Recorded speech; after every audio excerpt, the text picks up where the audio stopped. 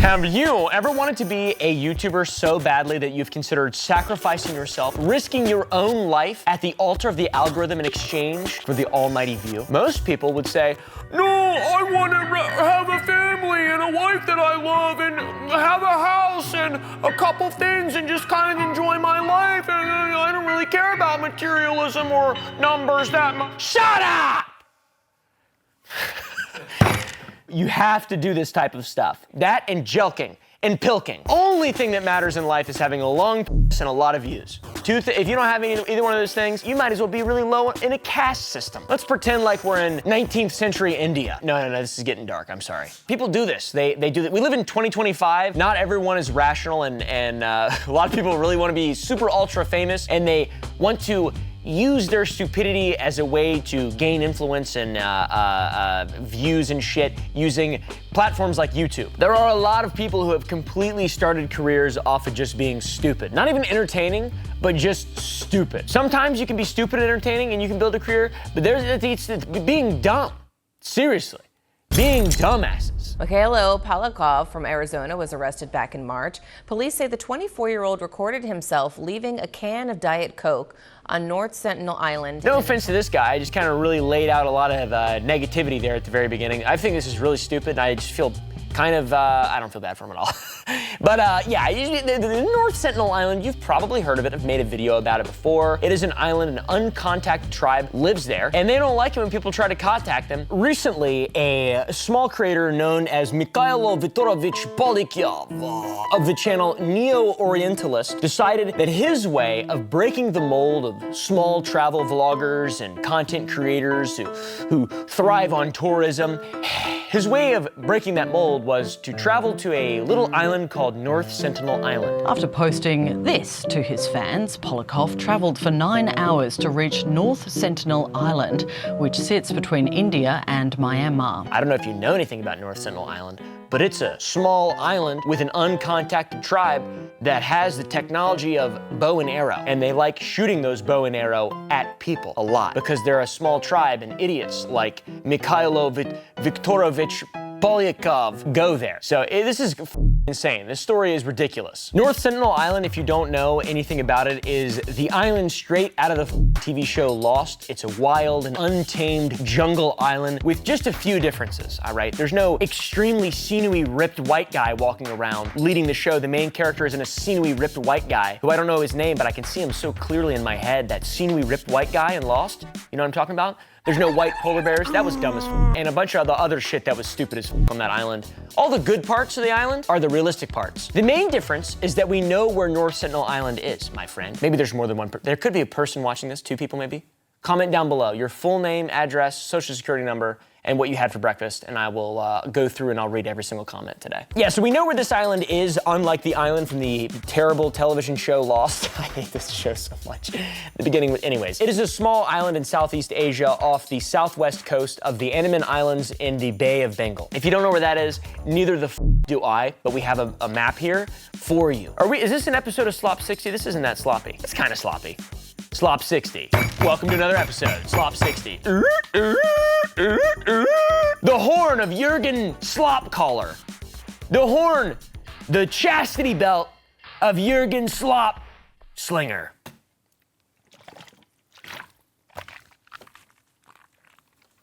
Also, other differences between the Lost Island and the North Sentinelese Island. There's no smoke monster. I don't believe it's an onomatopoeia for purgatory. It's not an onomatopoeia.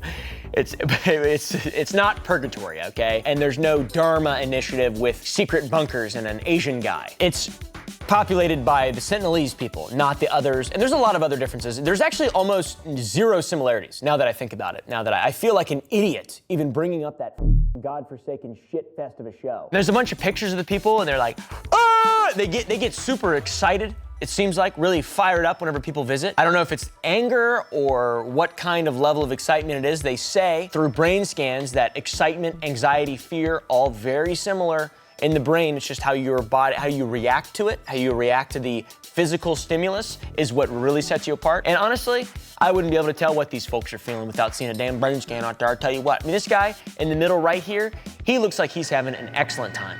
But the guy on the far right, he looks like he's about to sling an arrow. all right? And then the guy on the far left, he looks like he's waving to his family. And the guy just to the right of him looks like he's actually, probably has a big cartoonish overcoat and he's flashing himself in a park. That's what he looks like to me. Not to poke too much fun of the Sentinelese people. I mean, they do launch arrows. I think that's pretty cool. They defend themselves for God and country. They're extremely patriotic, I don't know. I wonder if they voted.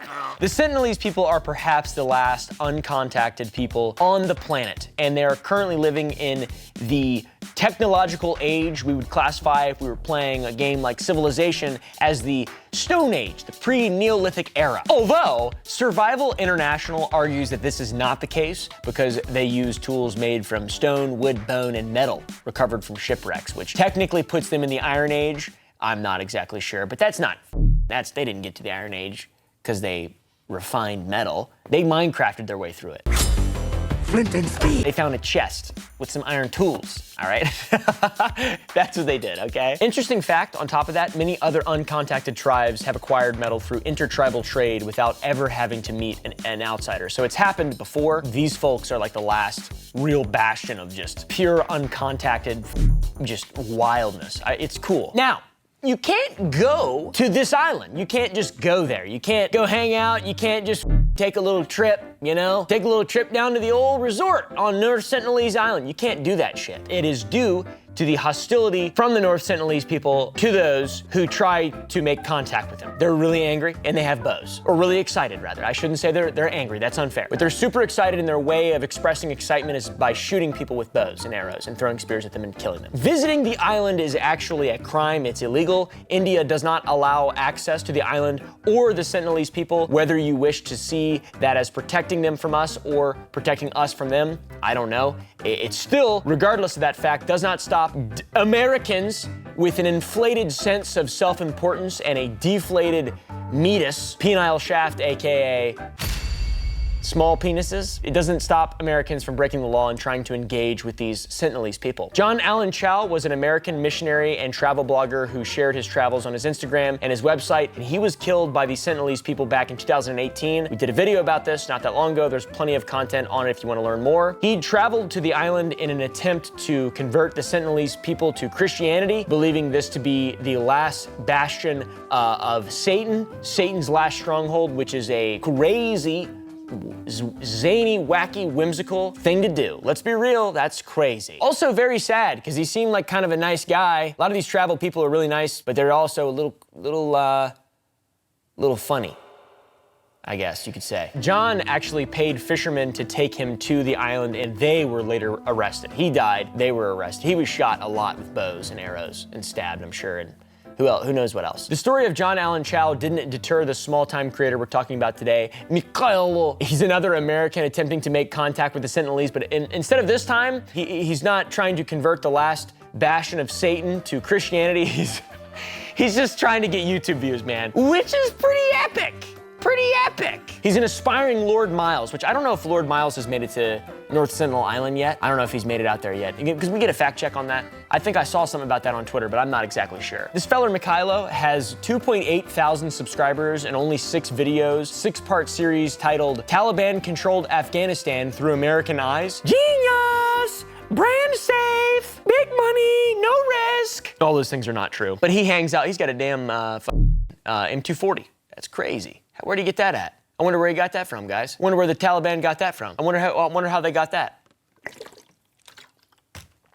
Why would the Taliban have an M240? That doesn't make any sense. Seems like Mikhailo's journey to North Sentinel Island was supposed to be the next series that he was trying to record, but he was arrested by the Andaman and Nicobar Island police. He made his attempt in October 2024 using an inflatable kayak, but was reportedly stopped by hotel staff. So this guy sucks. He couldn't even get fishermen to take him. He was trying to float in an inflatable kayak to North Sentinelese Island.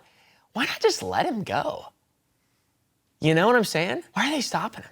I guess because it's a crime, but it's a self-solving issue. Maybe it's fucked up to like torture the North Sentinelese people. This dumbass also made another attempt in January, which also failed. This time he used an inflatable boat with a motor to travel the 35 kilometers to the island from the main Andaman Islands. Got a little bit of a map here for you guys. He spent an hour blowing a whistle off the shore to attract the Sentinelese attention. He landed for 5 minutes He left his offerings of coconut and a Diet Coke on the shore. He took some sand, recorded video, then returned to his boat so he didn't get murdered or killed. He was arrested only 2 days after visiting the island where his GoPro footage was reviewed, and he documented all of his own crimes. You know, you can't really post that and not just go right to jail. I feel like that's kind of not gonna work out that well. So what this guy did is incredibly dangerous, clearly, and irresponsible. Jokes aside, for himself and for the safety of the Sentinelese people, I mean, if he defended himself, tried to defend himself, and it's just so dumb to do this. Like, it doesn't make any sense unless you can, I don't know, I'm not even gonna try to defend it anyway. Maybe they're on WhatsApp though. Hit him up on WhatsApp, see if you can arrange a meet, and then that would be the only way to make it work, I feel like. Maybe WeChat, maybe Billy Dilly. Also, he could have infected them with all sorts of horrible diseases that the rest of the world have been dealing with for generations, and these uncontacted people on this isolated island have never come into contact with it. Could wipe them out completely. A lot of people are probably asking the question, why is it uncontacted? Why don't they let us come and build McDonald's? Well, there's a few good reasons I've got. Obviously, this is a group that is notorious for their hostility. They killed John Chow and they shot arrows at helicopters that wanted to just check on their welfare, and they easily could have done the same to Mikhailo. They've rejected attempts from the outside world to integrate with their culture, and so the outside world has decided it best to leave them alone and preserve their way of life if they choose so, which is beautiful. I kind of like that. I feel like if they didn't have bows, they would probably be, there'd probably be a resort there. So, you know, what is that? What amendment is that of the Constitution? Due to their chosen isolation, they have no exposure to modern society. They have no brain rot. They have never seen a meme. How sad is that? And more dangerously, like I mentioned, modern diseases. Anybody who knows anything about the discovery of the Americas likely knows about the devastation that Europeans brought with them when they began to interact with the native North Americans. Europeans brought a lot of diseases that the native people had no immunity to. Measles, mumps, chickenpox, smallpox, diphtheria, influenza, pneumonia, typhoid, all those things. And this would, I assume, be the same case for the people of North Sentinel Island who have never come into contact with these horrible diseases that we've built our immunities to for generations. It would be terrible to bring the Sentinelese people the beta variant of COVID-19. That would be really bad for them, because I think there's only like 100 of them or something. 40 people maybe? How many people are on North Sentinel Island? 50? 45? They gotta be inbred, right? Between 50 and 150. Some estimates are as high as 400 or as low as 15. Come on, get your shit straight. Which is it? Those are drastically different numbers. Somebody sent a Predator drone over that thing. Let's get the real numbers. Get a FLIR out there. Just don't drop any missiles or anything. I'm not saying that. I just want to know how many there are out there. That is a limited blood pool, though. That is a limited pool of genes. You know, I'm not sure if that works or whatever, but they don't look like the Habsburg family. And yeah, it seems like Mikhailo was not considering any negative outcome other than him getting a banger-ass video. I seriously doubt he was thinking of any of that. He brought them Diet Coke as an offering. Mikhailo's fit isn't shit compared to what the Nelk Boys did in December 2024. You know about the Nelk Boys? Winners, geniuses, high IQ, geniuses, upper deckies, and stuff. Cheers. I do want to say, Chief, you're an absolute beauty. Thank you. Thank you, Chief. Thank you. Well done, you are, Chief. Thank you. They contacted a group similar to the Sentinelese, only on an island near Fiji rather than India. The Nelk Boys met up with Forrest Galante, a world-renowned wildlife biologist and TV host. That's according to his about on his YouTube channel. I don't actually know if any of those things are true, but he seems like he knows what the fuck he's talking about. I think he's been on Joe Rogan's podcast. And they went to meet up with a tribe of people that have supposedly only interacted with one white person in 30 years, which has gotta be, that is not that many white people in a very long period of time. They've seen one white person in the last 30 years. His name's Brett. He's out on one of the boats. You're gonna meet him in a minute, okay? What? Yeah, you're remote. You're out here. The actual visitation of the tribe happens later in the Nelk Boys video, 21 minutes into their 40-minute epic video, and 8 minutes into Forrest Galante's 16-minute video.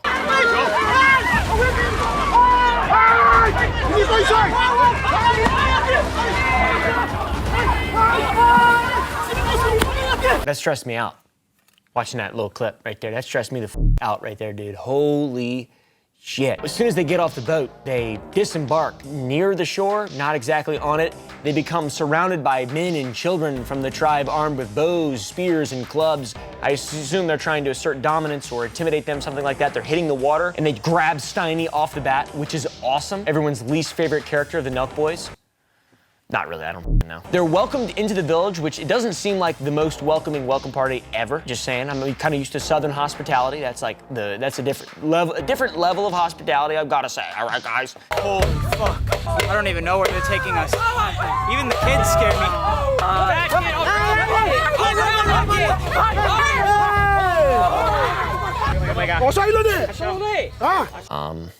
Yeah. Holy Relic, save me.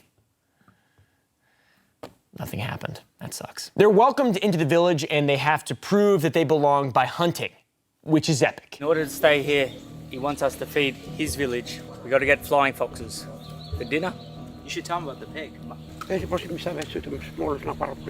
He doesn't care you got a pig. He wants to see you hunt bats to show him that you guys are capable of living here. They brought a pig as an offering, but the village chief doesn't give a single He only wants to hunt bats, and the tribe hunts with traditional tools, but the Nelk Boys bring a shotgun, which is awesome. They're already enjoying the luxuries of modern society. When we give them a weapon, you guys could save hours of your time if you use shotgun. We had an insurance policy. I didn't trust you boys. All right, let's get the shotgun out. There's a Donald Trump USA chant. Donald Trump USA! I didn't want to. USA! Donald Trump USA! Donald Trump USA!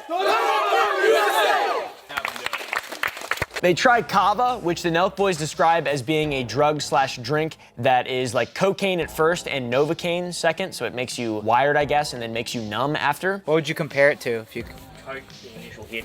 It's like cocaine first and then Novocaine after that. It's gonna be a lit night. Yeah. Kava is very popular around the world, especially in Oceania and the Pacific Islands. They give the chief some Howlerhead bourbon and they cheer him on when he chugs it, which a lot of this is so funny, and I feel like I shouldn't laugh because it seems bad. Man. There, give him some of that. There we go. Oh yeah, Chief.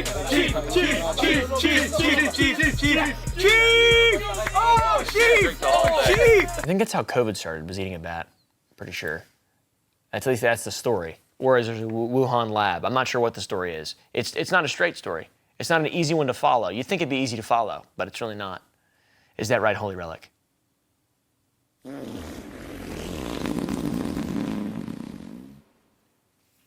Then, to make things right with the tribe, they hand out packs of cigarettes and they pass around the vape, which I've got to say, this is way better than the Michaelo, whatever this is, you know, there's a little bit of clickbait in this. These folks got a nice ass house and stuff. This is like a real legit thing that's going on here. That's crazy, dude. I love that. You know, everybody can enjoy the culture of America if they want. That is such American culture, though. Vaping in upper deckies. Show you boys how to pack an upper decky. Now, I've got to say, it is quite controversial. People are saying, why are you doing this? You're just corrupting the tribe. You're bringing them horrible shit. The clip on Twitter got a lot of backlash. Not that much backlash on YouTube. The comments on Twitter, very, very criminal because they're, you know, giving they're portraying them as this crazy uncontacted tribe that's never, it's super dangerous, uncontacted tribe, 30 years, no white people. 30 years, no white people. Here, hit my vape. That's like how they're portraying it. And people don't like it. They're saying they corrupted them with American degeneracy, which absolutely seems true to me. It seems funny. It seems like a skit, to be honest, in like a movie or SNL or something like that. But no, it's actually real, and that's the Nelk Boys. They're epic winners. After all this went down in the video, they're informed that the tribe would likely fully initiate them, which would take between 1 and 2 weeks. They're honored by the gifts, the fact that you were able to get bats, the fact that you brought them cigarettes and a pig. You've now moved from first rung of the tribe to full initiation, which is gonna take about a week to 2 weeks. And then they just leave after 1 day because they just wanted, I guess, to get they were just glad that they didn't get killed because I guess they thought that they were gonna get killed by the title. I'm not sure, dangerous tribe. They didn't seem that dangerous to me. After the very first thing, it seemed like they were extremely friendly. They were just hitting vapes with you know, some white boys from America. So I don't know. I'm not a fucking police for how to treat uncontacted tribes, but I wouldn't do that. I feel like that's a bad move, to go feed vapes to, like, that would be going back in time to like the Victorian era and giving a child a Sour Boys or something. That can't be good. It just seems dangerous, and like, you just shouldn't f that, you know? You might hurt them, you know? So yeah, I suppose that is a modern version of colonialism, and it's marked by content farming communities of people who have chosen not to engage with or adopt modern luxuries and lifestyles and prefer to live in isolation and adhere to more traditional ways of life, which there's nothing wrong with that. I think that that's probably extremely beautiful. And you notice a lot of people, when they get money, they just want to do that. They're like, let's go on a ayahuasca trip. And then that's like ruined as well. Like, everything's ruined by people. People just, they suck. We're all gonna die, so it's not a big deal. Really, at the end of it, everyone will die no matter what. Even the people in the tribe will die, and we will die, the people who are not in the tribe, who are in our slightly different tribe with vapes and upper deckies or whatever the f. According to Survival International, there are around 100 uncontacted tribes in the world. Most of them are in the Amazon rainforest. A lot of them have their survival threatened by disease, racism, and deforestation. And I can't imagine the YouTube inclusion helps that much. I can't imagine it helps that much. Yeah, it's probably not a good vibe. Survival International also says that the best barrier to prevent deforestation is preserving and protecting territories around these tribes that have recognized land rights, which in turn prevents deforestation, which is pretty cool. But also, it makes them the target for violence because people like to chop down trees to make money. One gigantic territory was recognized as land belonging to an uncontacted tribe before the people were killed by cattle ranchers occupying the land, and that left the last man of that tribe to die of natural causes in 2022. So just completely destroyed by occupiers. I mean, it seems unfair and odd and bad and fucking evil. And obviously, the Nelk Boys aren't killing them, but I guess they could have, right? If they didn't take COVID tests or something. Everybody I know is always sick, all the time. So that can't be healthy. Some people argue that actions like those displayed by the Nelk Boys or Mikhailo are the first domino to fall in what will eventually lead to the end of the uncontacted tribe, whether it be by transmitting a disease, luring them out of isolation and into a society that they have zero chance of succeeding within, or creating a situation that may provoke the involvement of a larger power, such as an abduction or murder, which it seems like in that case, you're just kind of, you f around and find out. I don't think anybody's gonna go in there and get rescued if you get abducted by the Sentinelese people or any other uncontacted tribe. So hopefully that never happens. But some people on the other side also argue that this brings awareness to these groups so that they can be better recognized and protected. But I think that when you're bringing these people Diet Coke, vapes, and Zen, you're exempting yourself from whether or not there is an argument on either side. You are just an idiot YouTuber. The end. Press like on this video if you want to see more content, more Slop 60 content. Praise the Holy Relic in the comments down below. Go to gump.club to watch uncensored videos. And also, remember, Pilk, Jelk, subscribe, sour.gg, buy some candy. Anyways.